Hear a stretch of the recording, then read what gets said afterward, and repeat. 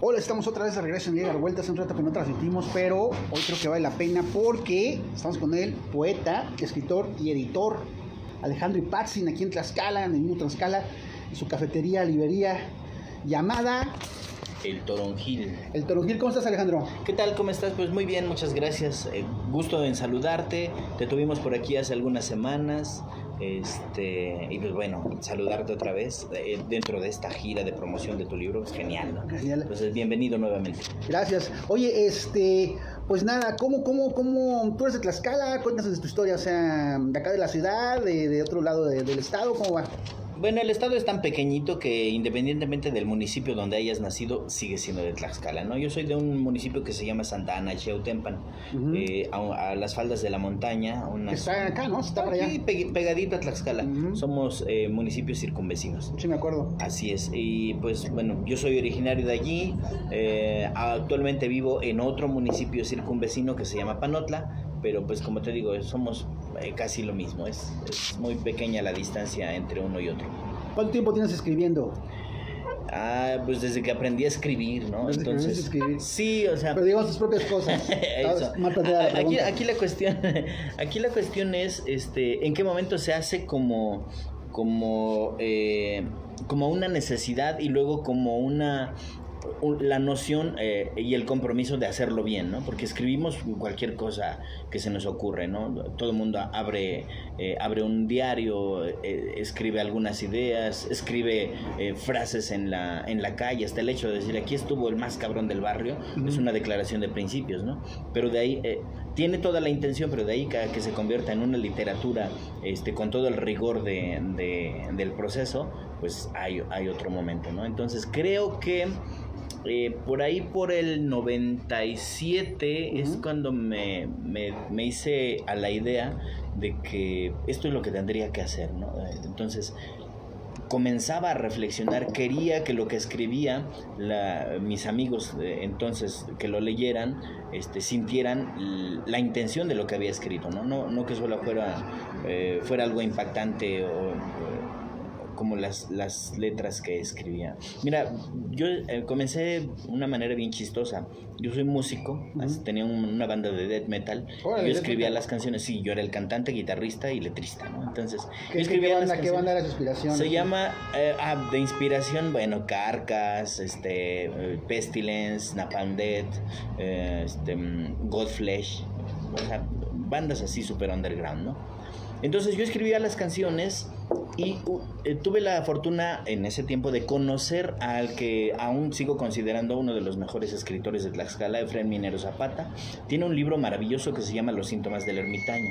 Yo leí ese libro y estaba fascinado porque tocaba temas del underground, mete muchos temas de rock. Y es un libro de ensayos. Es un libro de cuentos. Lo publicó el Fondo de Cultura Económica. Su primera edición es del 95, me parece.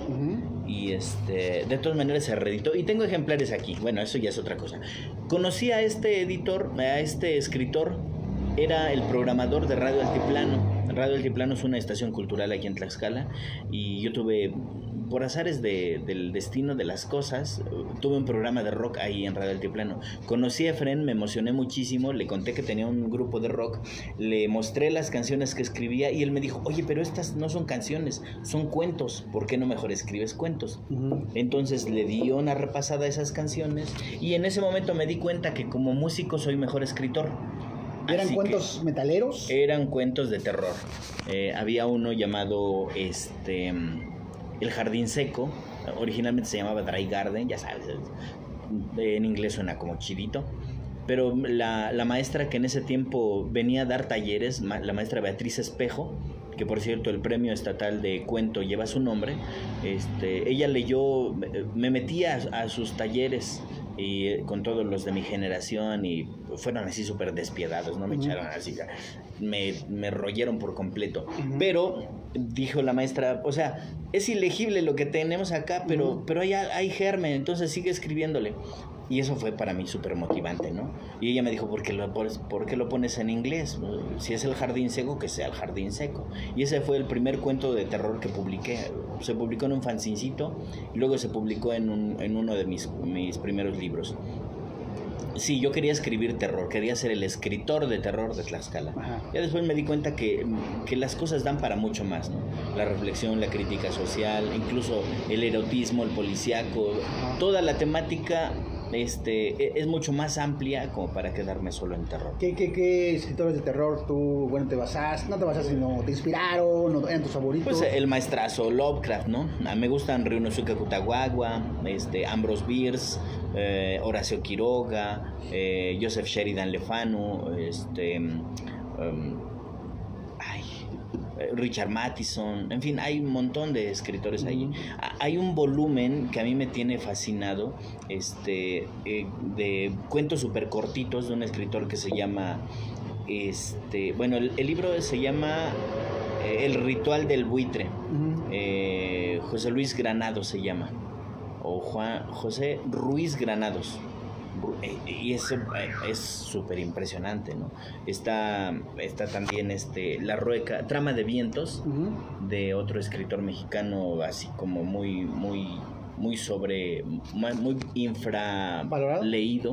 infraleído, donde se lee muy poco, ¿no? José Martínez Sotomayor tiene un cuento impresionante que se llama Neocentauro, es impresionantísimo. Y bueno, todos los colegas... Es impresionantísimo para la banda que no... porque, mira, él escribía en los años 30, 40 y para esos momentos escribir un cuento en donde hay un sujeto, digamos un godín, llamándolo en la jerga actual, un hombre que tímido, apocado, dedicado solamente a su trabajo, un buen día se compra un Chevrolet. En aquel tiempo es un auto así súper contemporáneo, y una vez que se sube se da cuenta que él no tiene solo 5 sentidos, tiene 20 sentidos, y poco a poco va entrando en una simbiosis con su coche. Y entonces se siente poderoso, puede abandonar el trabajo, puede no comer, empieza a fusionarse con la máquina, y se da cuenta que eso lo hace poderoso, pero al mismo tiempo la parte humana empieza a entrar en terror, porque ¿qué va a pasar a partir de entonces? Él va a ser el único en esas situaciones, y en el colmo de su desesperación, finalmente es un hombre apocado, le tiene que ganar el espíritu, acaba lanzándose por un barranco. Pero pues está bien chido la manera en que lo cuenta. Mucho del valor de la literatura no es lo que cuentas, sino cómo lo cuentas, qué sensaciones generas, cómo puedes despertar esta ansiedad en el lector, ¿no? Está, por ejemplo, Lovecraft en un cuento que se llama La Noche del Océano. Ahí no pasa nada, no pasa absolutamente nada, pero son páginas y páginas, y a medida que vas leyendo tú vas sintiendo este escalofrío, vas sintiendo esta miseria de ser un diminuto grano de polvo en la inmensidad tan solo del océano. Luego, si ya te vas al horror cósmico que describió, pues acabas sintiéndote nada. ¿Cómo será su personaje emblemático? Creo que el personaje básico de Lovecraft son los primigenios, Cthulhu. Ajá. Cthulhu. Todo el mundo lo pronuncia como se le antoja, ¿no? Hay como un consenso, ¿no? De las montañas de la locura. Bueno, yo nunca terminé de leer, pero es como un principal ahí, ¿no? La única novela que escribió es Las Montañas de la Locura, que es un cuentote muy largo, ¿no? Porque todos los demás son más cortos. Pero sus dioses, ¿qué clase de mente pudo imaginar cosas como el caos reptante o ese conjunto de burbujas iridiscentes que no tiene forma, y que ni siquiera tiene coherencia, sino que es un dios loco, Nyarlathotep, que es capaz de destruir mundos enteros y ni siquiera se da cuenta porque es un dios idiota. Entonces, loco, poderoso e idiota, ¿qué te esperas, no? Entonces, ese tipo de nociones que se salían de la norma convencional son las que generan estas... El horror como... ¿Qué sería el horror de Lovecraft? ¿Un horror superior? ¿A la vez muy verdadero? ¿Cómo mira, la mayoría de los horrores a los que estamos habituados son aquellos que acaban con la muerte del personaje. O sea, y nos dan por entendido que la muerte es el punto final, ¿no? Y y todos los escritores de terror o se regocijan en la masacre, o se regocijan en el dolor o en el sufrimiento emocional, pero siempre la cosa se acaba con la muerte. Te mueres y ya no sientes miedo ni nada, hasta ahí acabó, ¿no? Y eso sería el último estadio del susto, del miedo, del suspenso, del horror, de la angustia. Pero Lovecraft se fue mucho más allá. Ya no es solo que se muera un individuo, sino que se desmorone el universo entero por fuerzas que exceden las dimensiones planetarias y exceden nuestra noción correcta de tiempo, ¿no?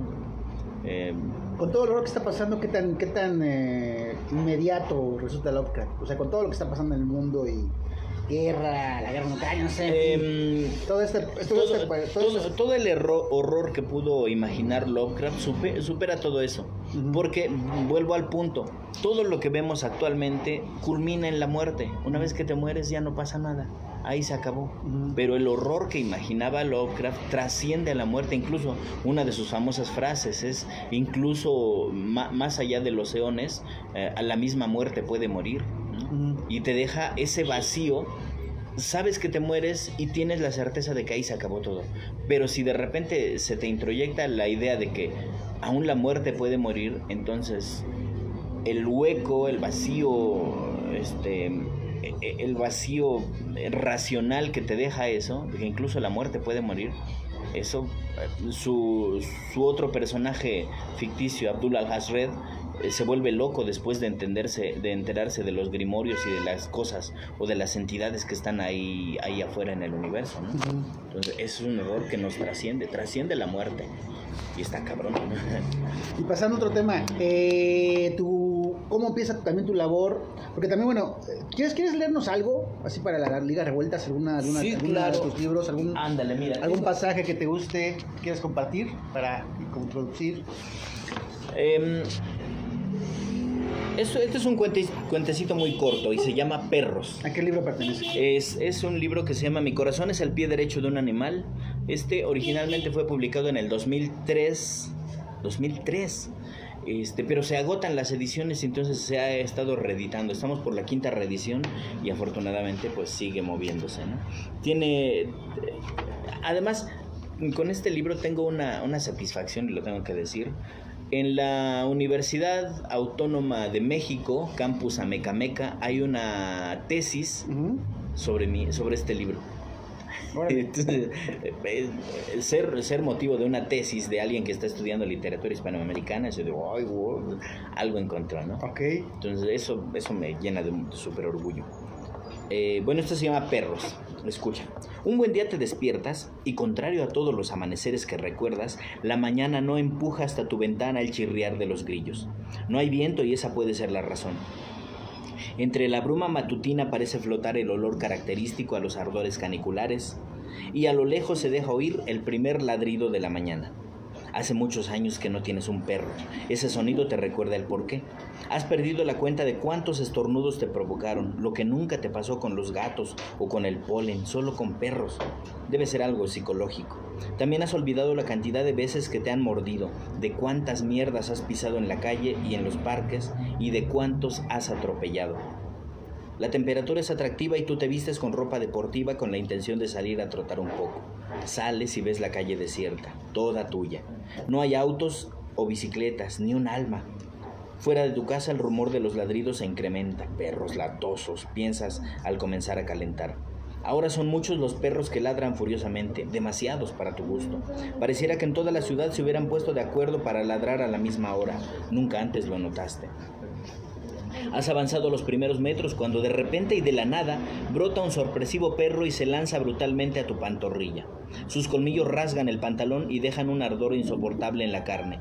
Inmediatamente el perro desaparece tan rápido como surgió. En el desconcierto no recuerdas el momento en el que caíste, solo sabes que el asfalto es más rasposo de lo que aparenta. Con esfuerzo te levantas y extrañamente sientes que el calor ha aumentado hasta hacerte sudar y enrojecer la piel. Ese mismo calor también debe afectar el humor de los perros, que han redoblado el volumen de su escándalo hasta límites que tus oídos no están dispuestos a tolerar. Sigue sin pasar nadie, ni un lejano ronroneo de motores o los fastidiosos radios en las cocinas de las casas cercanas. Intentas caminar de regreso a tu casa y una punzada desgarra tu pierna impidiéndole moverse. Con sorpresa te das cuenta de que no recuerdas en qué dirección queda tu casa. ¿Cómo? Si acabas de salir, ¿es por allá o de este lado? Te ríes de tu desconcierto y te sientas en el suelo mientras intentas practicar un torniquete con el pañuelo. Frente a ti pasan 2 famélicos perros y el de por sí insoportable ladrar de los que parecen cientos de perros se recrudece, como si todavía fuera posible. Ellos son los únicos que parecen no darse cuenta del ruido, o tú el único que lo nota, puesto que nadie hace nada por evitarlo. En ese momento te asalta la primera duda: ¿por qué no se ve nadie en la calle? Normalmente a esta hora es cuando salen las señoras a comprar a las tiendas, pero las tiendas están cerradas. Hoy no hay niños jugando imprudentemente con sus pelotas o toreando autos que pitan advertencias, aunque hoy no circula un solo coche. No hay nadie en la calle. ¿Lo habrá en las casas? ¡Qué tontería! Claro que debe haber alguien. Seguramente tienen algo que hacer dentro y por eso no salen. Con la pierna dormida y manchitas de sangre en la calceta te incorporas nuevamente, con precauciones, mirando alrededor y preguntándote hasta ahora de dónde salió el agresor. Los ladridos y la inclusión de agudos aullidos se han mutado en un zumbido que inunda todo, que se te mete entre la ropa, así como el calor intenso de las 8 de la mañana. ¿Calor a esta hora? Sudor caliente que deja manchas oscuras en la espalda, el pecho y las axilas de la sudadera. Sudor salado que empapa tu rostro y empaña la carátula de tu reloj al limpiarte la cara con el dorso de la mano. Has comenzado a jadear al sentir que la garganta te escuece, necesitas agua y solo es cosa de ir a tu casa, tu inmediata casa que está ahí luego, a unos segundos del camino, si puedes caminar. Qué absurdo sentirse tan mal por una mordida de hace minutos. La sed te ocasiona mareos y enturbia tu vista. Levantas la mirada en busca del sol, de aquel hermoso sol intensamente amarillo que a ti te parece pardo. El cielo es gris, la calle negra, las nubes blancas. No hay color en el panorama. ¿Qué te pasa? Y los ladridos que ya son demasiado, perros por aquí por allá, alrededor, animales cobardes que se ocultan y gritan con impunidad, perros que incrustan sus voces hasta tus mismas tripas. Parece que en la ciudad no hay más que perros, en el mundo solo los perros y tú, todo el sonido existente, todo el idioma solo es el ladrido, y todo lo que quieres es agua. Desesperado gritas por ayuda, nadie. Gritas más fuerte lastimando tu garganta y los perros ladran más fuerte aún. Sigues sin recibir respuesta. En el colmo de tu angustia intentas arrastrarte, avanzar en 4 patas, mientras vuelves a gritar y de nuevo nadie responde, únicamente los perros. La pierna te punza tanto y el dolor busca salida a través de tu garganta. Ahora aúllas, ahora ladras. Ok, pues muy bien, muy bien, muy bien. Esta persona, ¿quién es? Vamos a ver. Pues muy bien, Alejandro. Entonces, ¿cuántos libros llevas publicados? ¿Cuántos libros llevas escritos y publicados? Escritos un montón, publicados. Tengo 10 libros ya publicados. 10 libros. ¿Son narrativa, cuentos? Algo de narrativa, algo de poesía. Estoy por terminar de darle los últimos toques a uno de ensayos. Todavía me falta abordar el teatro y así la crónica y todo eso. A lo mejor hasta los aforismos, no sé. Pero sí, he publicado más cuento y poesía. ¿En qué momento surge Ediciones El Perro? Originalmente era un fanzine. Vengo de una escena underground y entonces los fanzines eran como parte esencial. Yo quería darle salida a varias cosas.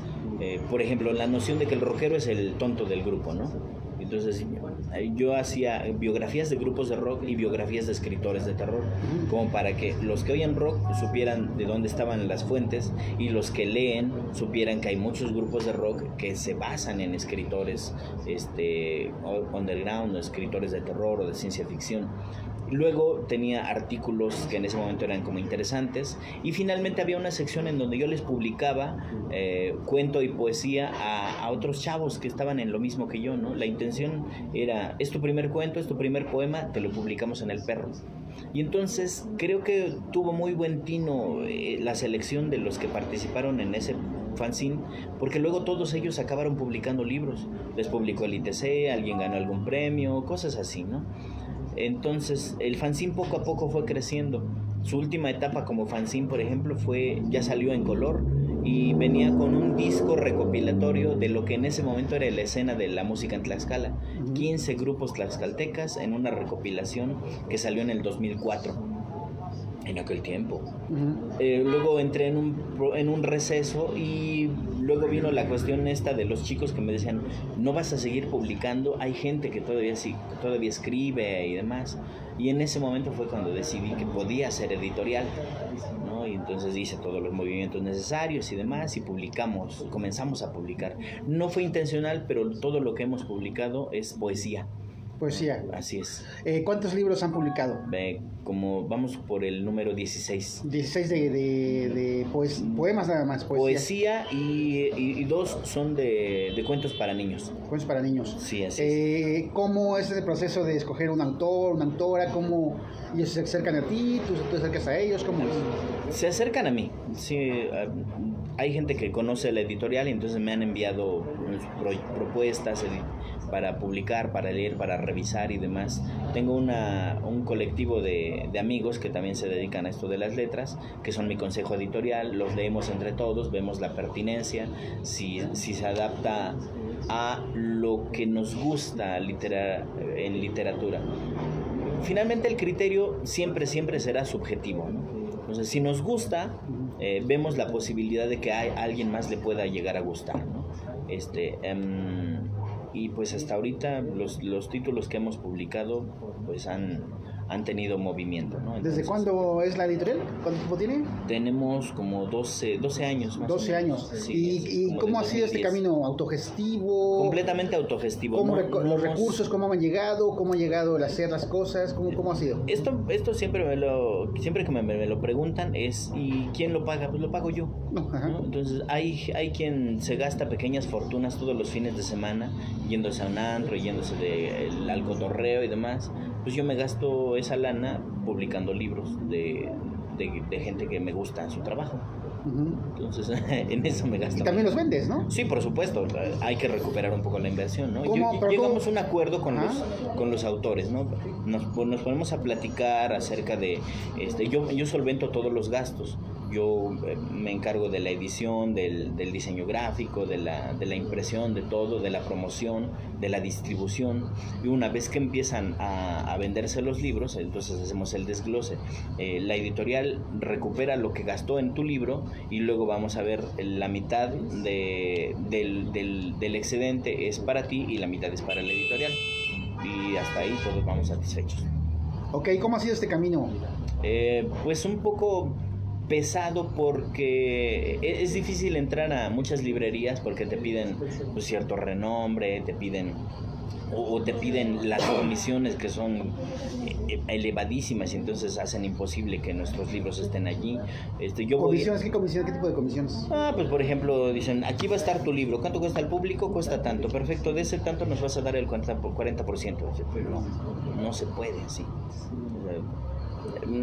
Ya viéndolo desde la ética del trabajo, tú no hiciste nada, solo estás poniendo tu espacio y te estás llevando toda la ganancia de lo que nosotros sí trabajamos, sí tuvimos que machetearle para llegar a ese punto.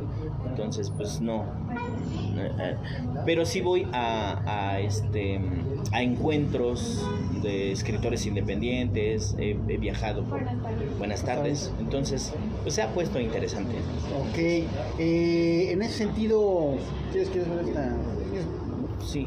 ¿Lo hacemos con un claro. break? Mientras tenemos un break. Tenemos un break. Estamos en una cafetería, librería y siempre hay que tener. Cafetería, librería y que se llama El Toronjil. El Toronjil. ¿Surge también por la necesidad de vender tu material? Además, sí, pues ya tenemos un punto de venta de Ediciones El Perro. Ok. Bueno, pues ahorita si quieres. Perfecto. Sí, claro. Hola. Aquí con Alejandro. Bienvenidas. Está atendiendo. Maestro. Y bueno, estamos en Tlaxcala en esta gira tlaxcalteca. Y pues Tlaxcala es un lugar bonito, déjenme decirles, ahorita en lo que Alejandro se desocupa, a ver si se desocupa, si no... es un lugar bonito porque es un lugar que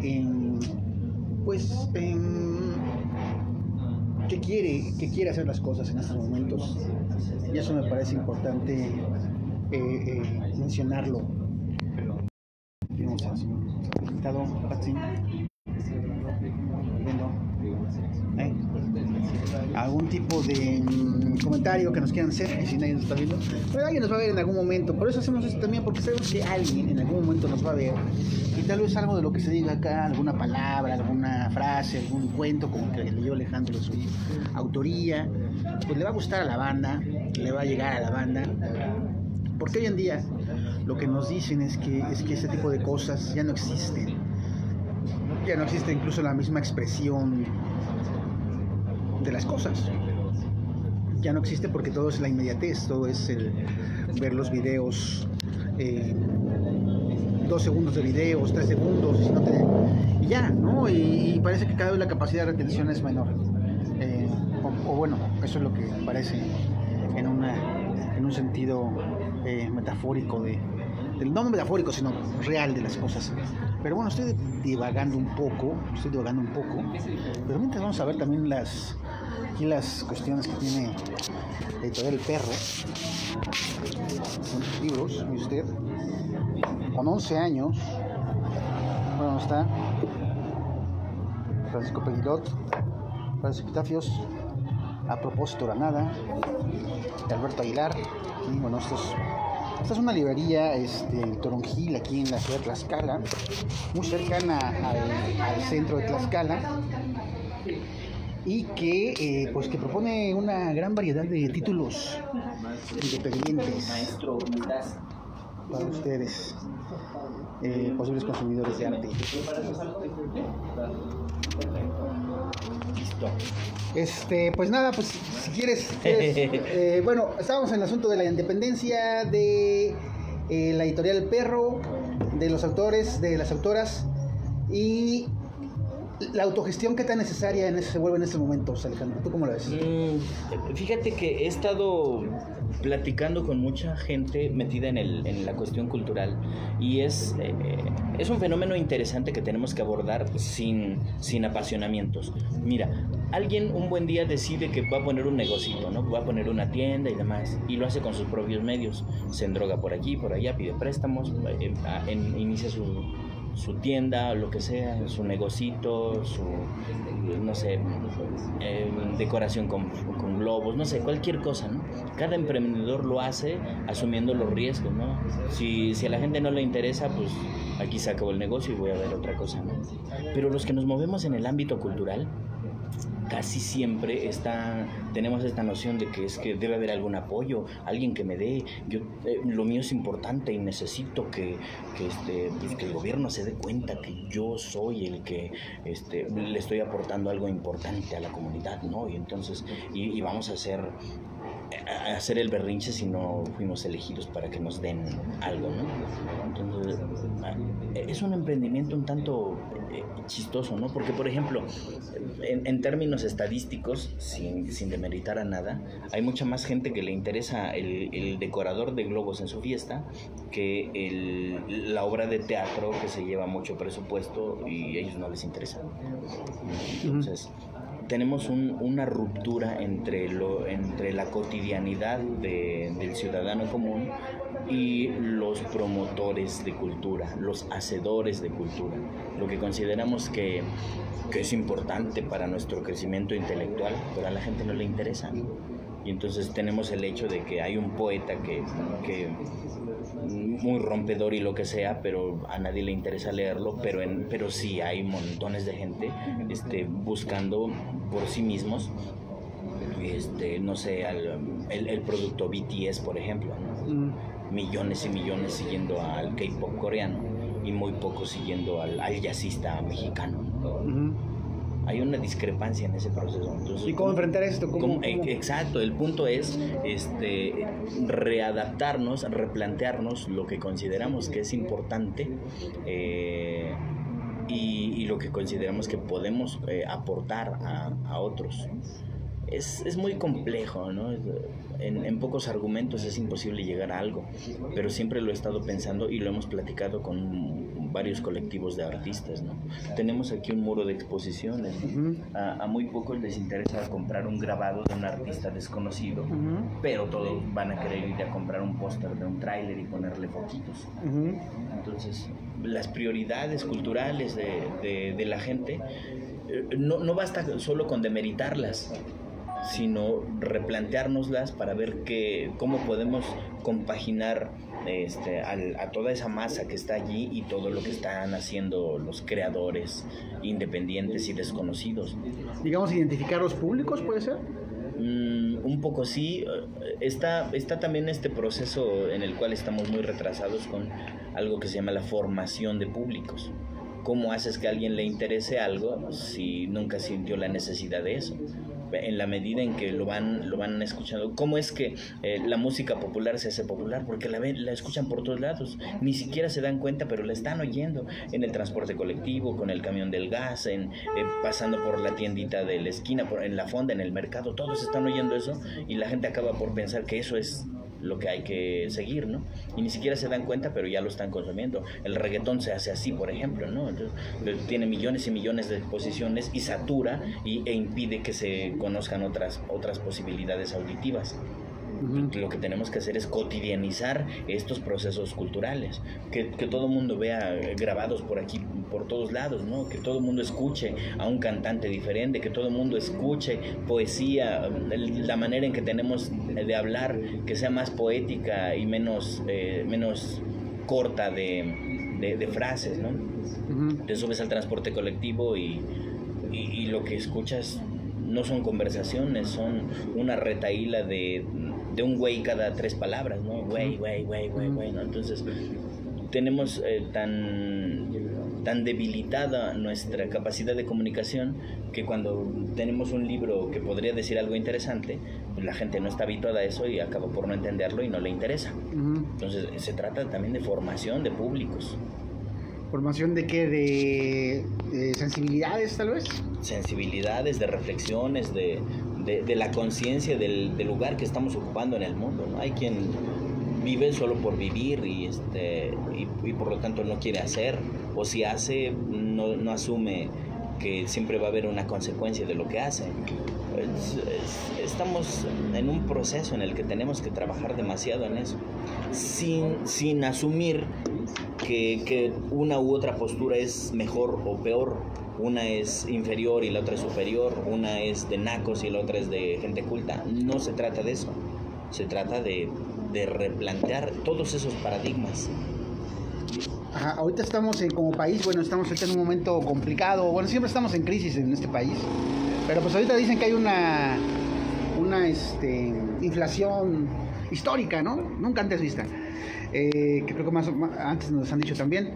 Y bueno, el asunto es como que siempre en este tipo de crisis económicas y ya como que ya nos va a llevar así la tostada, siempre la banda dice, no, pues no hay dinero para la cultura, no hay dinero para ir a un concierto, ya no hay dinero para esto, porque no es canasta básica un libro, no es canasta básica una canción, no es canasta básica, ¿no?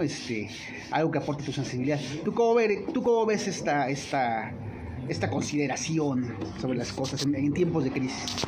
Porque estamos en un vaivén en el que ni siquiera somos dueños de nuestras propias necesidades.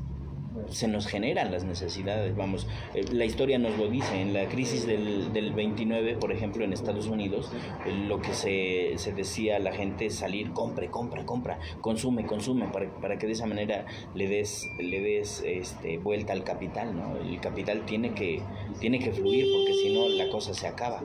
Entonces nos convencimos de eso, ¿no? Y hay quien asume que incluso es infeliz si no gasta. No tienes dinero, pero es que necesito gastar, ¿no? Y entonces se nos genera eso, ¿no? Nos inventaron necesidades que no estaban ahí, ¿no? Entonces, y ni siquiera nos damos cuenta de que esas otras necesidades que en realidad sí contribuyen a nuestro bienestar emocional, pues las ignoramos miserablemente. Por eso es que te digo, somos seres rítmicos, ¿no? Y todo el tiempo estaremos escuchando música, incluso sin buscarla. Y lo que nos llega sin buscarlo son las muestras que yo te decía. porque los que hacen esa música lo saben y por eso nos intentan saturar por todos lados, ¿no? La cultura de superconsumo está liberada de toda posibilidad de reflexión, porque de lo que se trata es de consúmela, ya te la acabaste, perfecto, ahí viene la siguiente, es igualita para que no sufras, entonces consúmela también, y ahí te viene la otra, esta ya quítala, ya pasó de moda, entonces ahí te va esta otra, consúmela también, pero no la pienses, porque si la piensas vas a dejar de consumirla y vas a empezar a buscar otras opciones, ¿no? Entonces estamos tan sobresaturados de oferta que no tenemos la posibilidad de pensar si efectivamente quiero eso que me están ofreciendo. Lo sabe Telmex, ¿no? Lo sabe Telcel, por eso está chingue y chingue todo el tiempo llamándote, pasa de mi compañía, ya no le hace falta, pero te están atosigando para que ni tengas tiempo de pensarlo y lo hagas. Exacto. Ese es el asunto. El atosigamiento de la cultura de masas nos lleva a no pensar y simplemente dejarnos llevar, ¿no? Y ya después empezaremos a sufrir porque no puedo consumir lo que la cultura de masas dice que debo consumir. Decías ahorita que vine a verte, que estamos platicando iniciando esta entrevista, que de repente pues uno vende esto que le gusta hacer y la gente no lo consume y entra la frustración y todo. ¿Y tú cómo transitas en esta frustración? Porque yo no veo que tengas mucha frustración porque lo sigues haciendo y no paras de hacerlo, ¿no? Entonces, pero cómo enfrentar esta frustración por no me aprecian, no me comprenden, no me consumen, ¿no? ¿Tú cómo ves? Bueno, hay que tener una postura filosófica. La filosofía es lo que le dio sentido a la existencia de cada individuo. Millones de individuos inevitablemente siguen una postura filosófica, aunque no lo sepan. En mi caso, pues tomaría una postura estoica, ¿no? Si algo está en mis manos y lo puedo hacer, lo hago. Si eso que hice al otro no le afecta, o no le interesa y demás, bueno, la cuestión está, lo hice para él, en parte sí, pero lo hice también para sentir que mi papel en la humanidad está cumpliéndose. Siento que debo hacerlo, me gusta hacerlo, en fin, asumir una postura filosófica al respecto de las cosas, ¿no? Y si no puedes incidir más allá de eso, bueno, en tanto te mantengas satisfecho, pues ahí está, ¿no? Porque si haces algo destinado a la aprobación de los demás, no estás haciéndolo por ti, entonces, y eso te va a llevar inevitablemente a frustraciones, ¿no? Hay quien su intención es acumular enormes cuestiones materiales y al final de su vida, esto ya suena un poco a cliché, pero bueno, hay quien de repente se da cuenta que no era la lana lo que yo quería, ¿no? Entonces ahí tienes millonarios frustrados y suicidándose, ¿no? Se da en el otro caso también, hay pobres que sufren porque no pueden tener el dinero que tiene el otro, que también sufre por tenerlo. Entonces es una cuestión súper simpática, ¿no? Lo que nos queda es la filosofía. La filosofía incluso se reviste de otras cuestiones. Las religiones, el sustento que tienen las religiones son posturas filosóficas de sus grandes personajes. La religión cristiana o católica, por ejemplo, tiene el sustento en todas las argucias estilísticas que tuvieron Tomás de Aquino o Saulo de Tarso o demás, ¿no? Son posturas filosóficas. Que las veamos como cuestiones divinas, pues es un paliativo, ¿no? Pero son posturas filosóficas. Lo mismo un ateo cuya filosofía lo haya llevado a la conclusión de que Dios no existe y no necesito a Dios, y con eso está perfecto, ¿no? Hay quien necesita creer en Dios y entonces irá por la vida pobre o rico, con posesiones o desposeído, pero con esa íntima satisfacción de que sabe que está ahí por algo.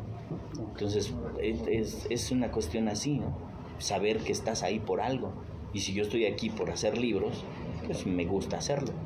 En el momento en que no me guste, veré que otra cosa me gusta, me voy a mi taller de carpintería me voy a hacer sándwiches y atender a la gente que viene aquí, ¿no? Entonces, o a leer los otros libros que no he podido terminar de leer. Entonces, todo eso, incluso está el asunto de llenar esos espacios y esos vacíos. Hay quien sufre terriblemente porque no está haciendo nada, ¿no? Hay quien es feliz cuando por fin deja de hacer algo y entonces se puede sumergir en la contemplación. Es una postura filosófica también. Hay quien quiere viajar un montón y sufre porque no puede viajar. Hay quien se estresa demasiado viajando y solo quiere estar sentado en una piedra en un bosque. Una postura filosófica también. Ok, finalmente Tlaxcala, bueno, ahora sí que yo vengo de otro lado. ¿Qué nos puedes decir de qué escribe la gente que escribe, de qué escribe en Tlaxcala? ¿Sobre qué pues escribe? Mira, ¿Sobre qué le gusta escribir? Los escritores tlaxcaltecas están en la misma dinámica que cualquier escritor de otro lugar del mundo, ¿no? Aquí en Tlaxcala se está escribiendo terror, se está escribiendo noir, se está escribiendo fantasía, se escribe poesía con temática cosmopolita, se escribe poesía con temática bucólica. Es decir, son escritores, ¿no? Y estamos inmersos en una aldea global propiciada por las redes sociales que ya nos impide ser localistas. Hay escritores que ya están publicando en editoriales grandes, hay quienes están siendo traducidos a otros idiomas, hay quienes han ganado premios nacionales, hay quien no ha ganado ninguno, pero su poesía incluso trasciende el plano físico, si no se van a la cuestión así como de la nueva era. O sea, hay quien está escribiendo ciencia ficción, hay quien está trabajando libros con realidades aumentadas. O sea, estamos muy bien, muy a la par de la literatura del mundo. ¿Y el lado oscuro de Tlaxcala se habla de él? ¿O los escritores les gusta hablar de él o no? Sí, de hecho hay varios ensayos abordando la temática de la trata de personas aquí en el municipio de Tenancingo. Se habla de la corrupción que hay en los pequeños funcionarios estatales, que es lo mismo que sucede en Ucrania o en China o en Corea del Norte o en Suiza. O sea, en todos lados hay personajes con las mismas características, ¿no? Entonces, y por supuesto se abordan. Tenemos por ahí una novela buenísima que se llama algo de los azares rotos, de Enrique Z. Portugal. Abordó con particular eficacia el tema de la trata de personas, ¿no? Tenemos Tejidos, que es de la directora del Museo Miguel en el Ire, que aborda un viaje. Gabriela Conde aborda un viaje sobre de reconocimiento de las raíces tlaxcaltecas dispersas en todo el territorio mexicano, incluso hasta las Filipinas. Tenemos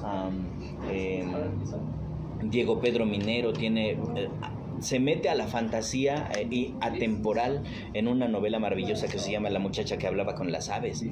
La fantasía épica, la magia de la narrativa, por el hecho de ser narrativa, está ahí presente.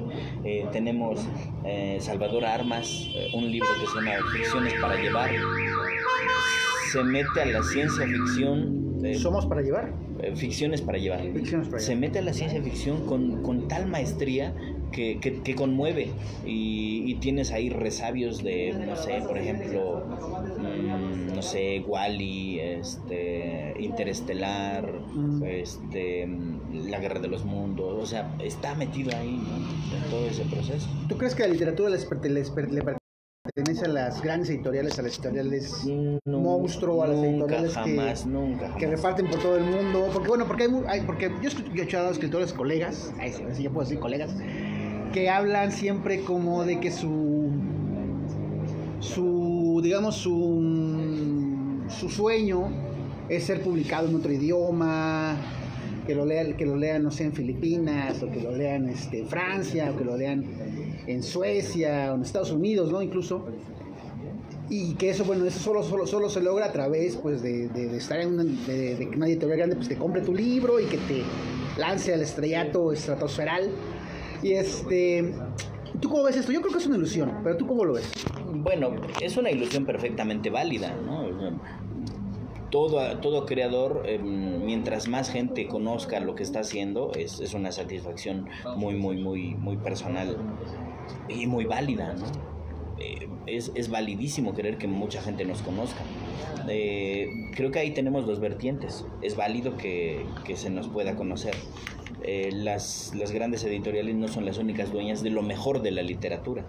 Hay mucha literatura desconocida todavía ahí afuera, porque tenemos el ejemplo muy concreto, y eso es incuestionable. Hay muchas malas obras literarias publicadas por grandes emporios comerciales, y el hecho de que sean súper conocidas no las hace buenas, solo las hace conocidas, nada más. Pero hay... mientras tienes una novela mala siendo leída por millones, hay una novela excelente por ahí leída por 30. Pero ¿cómo saber? ¿Y eso lo vuelve más valiosa o menos valiosa esa novela leída por 30 o más valiosa la novela leída por millones? Ves que estamos hablando también de otra cosa. No se trata de un valor, se trata, más bien, o sí se trata de un valor, pero el valor que le da el lector, de la importancia que llegue a tener en su vida tal obra. Yo me siento satisfecho, por ejemplo, del libro que te mencionaba, Los síntomas del ermitaño. Si lo leyeron solo 10,000 personas, yo me siento afortunado porque lo leí y provocó algo en mí. Hay quien ha leído una novela que yo nunca haya leído, pero para él significó el punto de ruptura en su intelecto o en su vida emocional, y eso es lo que le da el valor a esa novela que yo no he leído, pero que inevitablemente es tan buena que hizo todo eso por esa persona.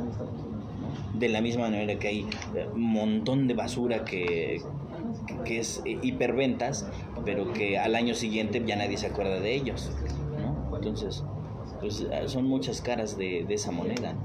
Y en cuanto al escritor, los escritores que ven en su manera, bueno, en su obra o en la escritura, en su actividad,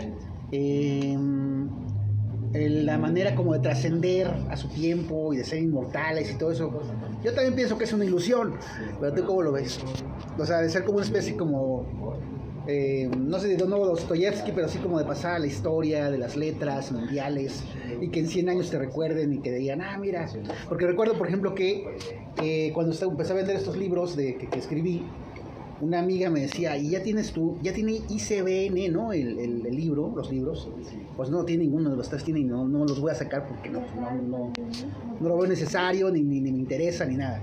Pero ella decía que con ese ICBN, pues puedes acceder a una lista de libros universales, mundiales, y que en 100 años alguien va a saber que escribiste un libro y que lo va a leer. Yo dije, no, pero pues ¿quién va a estar aquí? Yo sé que no va a haber nadie, entonces ¿cómo te vas a enterar? Entonces, bueno, creo que en ese sentido es una ilusión, pero ¿tú cómo ves el tema? Coincido en términos generales con tu postura, ¿no? Pero yo insistiré en el asunto, es válido tener esta pretensión de que en algún momento alguien lea. Yo te decía con mucha emoción la tesis que está ahí en una universidad basada en un libro mío. Eso es súper satisfactorio, ¿no? Me infla, me llena de orgullo y demás. Pero en algún momento va a carecer de importancia, porque son académicos leyendo esas cosas, ¿no? Es la misma satisfacción con dos vertientes, que es el hecho de ganar un premio. ¿Quién te leyó y quién validó ese premio? 3 personas, 5 personas. Entonces es un criterio de 5 individuos que decidieron que eso merecía ganarse un premio en metálico, en reconocimiento y demás, pero allá afuera el grueso de la población, y yo siempre regreso a eso, o sea, ¿de qué sirve todos estos logros si son valorados por muy pocos individuos? O a lo mejor sí sirven, ¿no? Pero allá afuera sales en este momento y le preguntas a alguien, oye, ¿sabes quién es Javier Velasco? No sé, y no me interesa, ¿no? Además, ¿sabes? ¿Has leído a Dostoyevsky? No, pues no, pero voy leyendo ahorita, no sé, el diario de Greg, ¿no? Entonces, eso lo hace mejor, lo hace peor,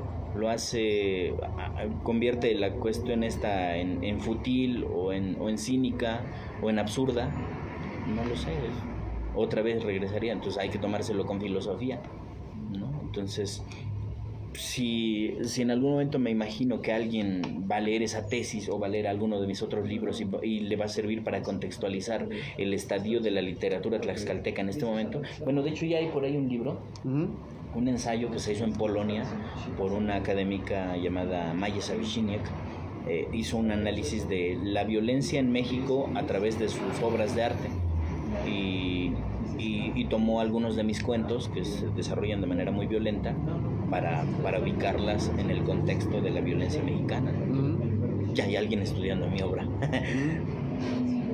A lo mejor dentro de 50 años alguien lo haga, pero eso ya se sale de mi control. Y también se va a salir de la noción de importancia que tenga el ciudadano común. Finalmente, fuera de esos reconocimientos que nosotros sentimos que merecemos, pueden no tener importancia, y lo más importante sea ser como el ciudadano común. No lo sé. Ok, pues ya para finalizar, ¿cómo es esto de que ya nadie lee? Bueno, pues tienes una librería, cafetería. ¿Cómo enfrentas esta noción de que ya la lectura, y sobre todo por los más jóvenes, ¿no? Siempre se le... Pues siempre a los jóvenes, cuando no los comprendemos, los criticamos. Entonces, ¿cómo es esto? Esto que acabas de decir es súper interesante. Más bien, habría que agregarle un poco a esa frase muy manida. Es que en México ya nadie lee, punto suspensivo, lo que yo quisiera que leyeran. Y ahí está el meollo del asunto, ¿no? Porque en realidad sí leen, y leen un chingo, leen muchísimo. Y si les gusta el grupo de pop coreano BTS, van y leen su biografía y leen todos los chismes que se generan en torno a... Y que si lo vemos, digamos, un lector de dentro de 200 años o de hace 200 años que leyera eso, lo que está leyendo es una obra literaria. De la misma manera que nosotros leemos los chismes y cotilleos metidos en novelas como El amante de Lady Chatterley o La importancia de llamarse Ernesto. Nosotros lo asumimos como literatura, pero ellos en su momento eran el cotilleo de su clase social. Ahora, el cotilleo de los gustos musicales de los adolescentes, en otro momento, en otro contexto y bajo otra circunstancia, podría ser su literatura. Siguen leyendo. Leemos los chismes de los artistas de Televisa. Bueno, ya vienen muy en decadencia, pero el punto es eso, se sigue leyendo. ¿Qué es leer? Es decodificar todos esos simbolitos que constituyen nuestro alfabeto. Eso es leer. Luego ya vienen otras anexiones, ¿no? Cuando eres un lector avesado y puedes leer las reacciones de la gente, puedes leer las expresiones de un rostro, puedes leer entre líneas, se dice, cuando estás entendiendo lo que se dice de fondo en un chisme entre dos personas, leer el silencio, leer el alma, pero leer, todos leemos. Que no leen lo que a mí me gustaría que estuvieran leyendo ya es otra cosa. De la misma manera que ellos leen lo que les interesa y dicen, pinche novela aburrida que estás leyendo, guácala, ¿no? Pero es una incomprensión entre pares, pero todos leemos. Ok, pues no sé, pues esta ha sido una buena conversación. ¿Algo más quieres agregar, Alejandro y Patsy? Pues lean lo que a mí me gusta leer. Ahora sí, lean lo que yo quiero que lean. Una invitación a que venga aquí la gente a... Sí, por supuesto. Vengan, estamos en el centro de Tlaxcala, Avenida Guerrero número 10, casi esquina con Avenida Independencia, a un costado, muy cerca de la Plaza de Toros. Somos el Toronjil, somos una cafebrería y también tenemos espacio para productores locales, artesanías, hay posibilidades, damos talleres, compartimos saberes y nos retroalimentamos de todos los que llegan aquí. Una excelente charla como esta, pues es la que hace que el transitar de las horas valga la pena. ¿Y cómo ves lo de los toros que ya no son populares hoy en México? Bueno, sobre todo teniendo en cuenta que Tlaxcala es un estado ahí que sí, pero muy yo no comulgo con eso, entonces a mí me genera cierta satisfacción. Estoy a la expectativa de cómo se lo tomen los demás, ¿no? Porque también es cierto que hay muchos que basaron su existencia, sus ingresos y demás en torno a esa fiesta, ¿no? Entonces, pero algo encontrarán para suplirlo. Para suplirlo. No me trago el hecho de que pobrecitos toros nacieron para eso. No, entonces, si ya se prohibieron, los que se dedicaban a eso se pueden dedicar a otra cosa. De la misma manera que yo decía en otro momento de la conversación, si pones un negocito y a la gente no le está interesando, lo cierras y vas y haces otra cosa. El asunto es encontrar la manera de transitar en esa vida que te ha tocado. Pero si te aferras e incluso te pones a después despotricar contra aquellos que no entendieron lo que, malditos incultos, si no saben que el toro es arte, entramos a otras dicotomías. En fin, qué bueno que se prohibieron. Ok, pues muy bien, pues gracias Alejandro y gracias a ustedes que por vernos y que bueno que van a ver también esta conversación.